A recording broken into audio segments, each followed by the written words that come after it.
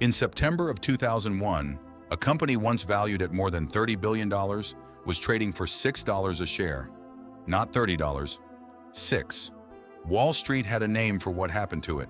They called it Amazon.bomb.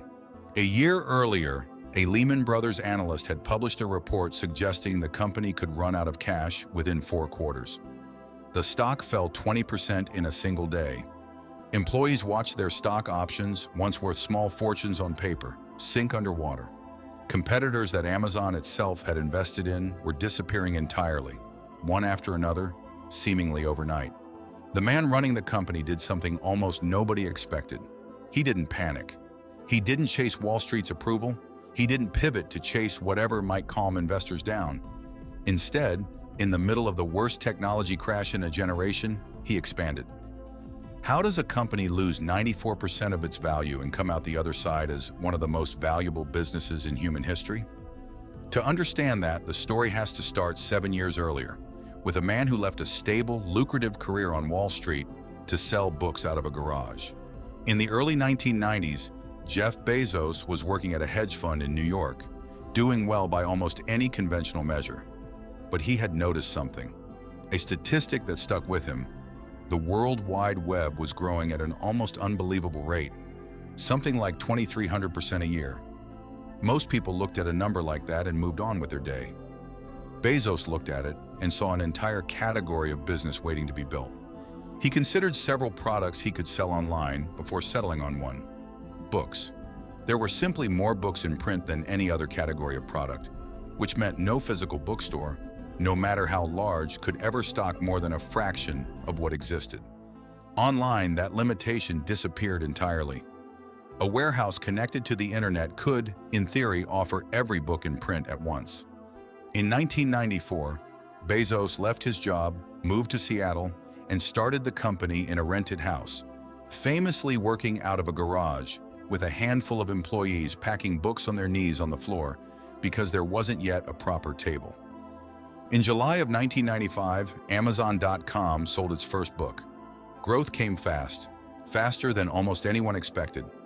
But Amazon wasn't just competing against small independent bookstores. It was on a collision course with the biggest book retailer in the country, a chain with hundreds of physical stores, enormous buying power, and deep pockets.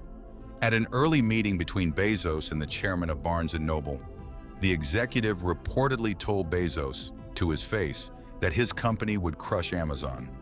It was not an idle threat. Barnes & Noble had the brand recognition, the supplier relationships, and the capital to make good on it. It didn't happen. Amazon kept growing, expanding its catalog and its customer base faster than its much larger rival could respond. In 1997, the company went public, reporting $16 million in revenue and roughly 180,000 customers spread across more than 100 countries. But growth alone did not mean profit, and through the rest of the 1990s, Amazon kept losing money, plowing whatever it made straight back into growth, into warehouses, into technology, into expanding beyond books, into music, video, and eventually far more. Wall Street, for a while, didn't seem to mind. This was the late 1990s.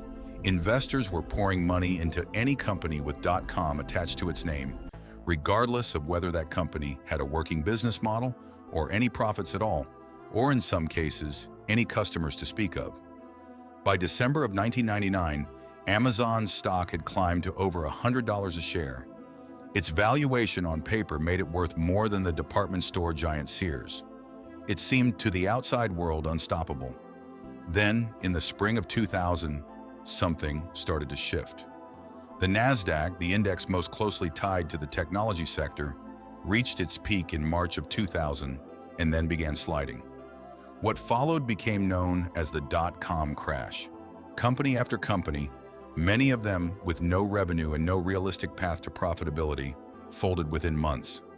Names that had recently commanded billion-dollar valuations vanished from the map entirely.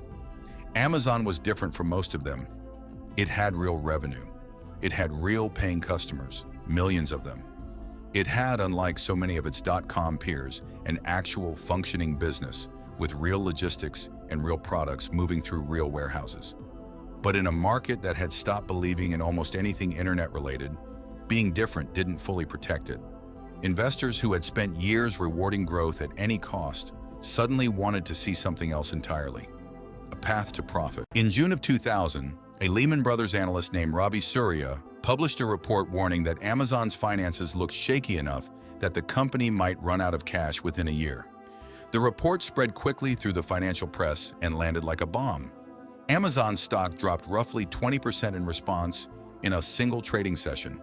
Over the following months, the slide continued and continued and continued. From a high near $113 a share, Amazon stock eventually bottomed out near $6, a decline of roughly 94%. Almost everyone competing with Amazon in the online retail space was in free fall or already gone. Businesses that Amazon itself had invested money into, hoping they might become part of a broader online retail ecosystem, disappeared one after another, seemingly overnight. Pets.com, Webvan, names that months earlier had been treated as the future of shopping.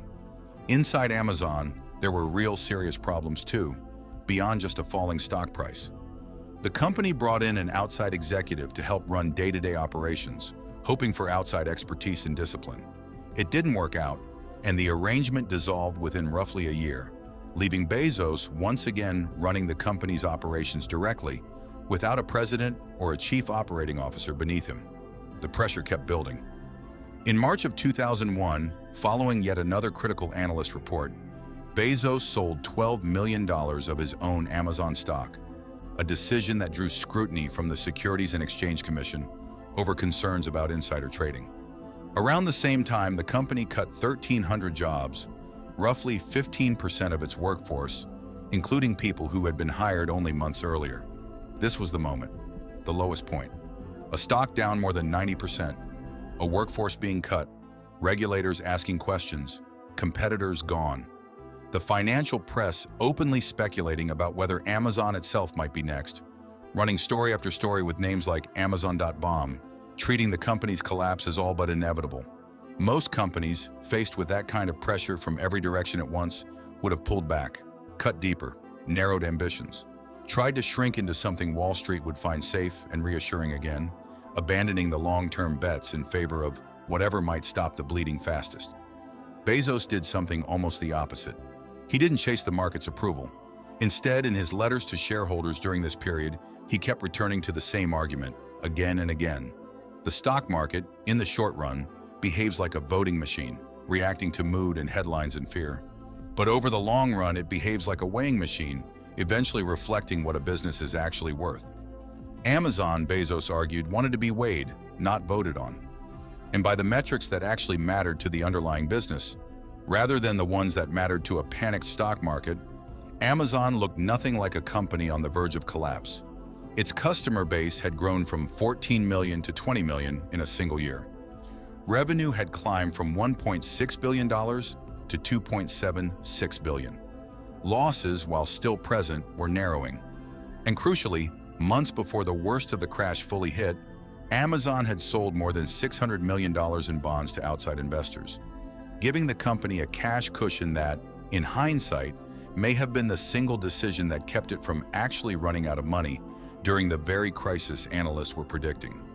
With that cushion in place, and with his own conviction that the underlying business was healthier than its stock price suggested, Bezos made his boldest move. Rather than retreating, he expanded.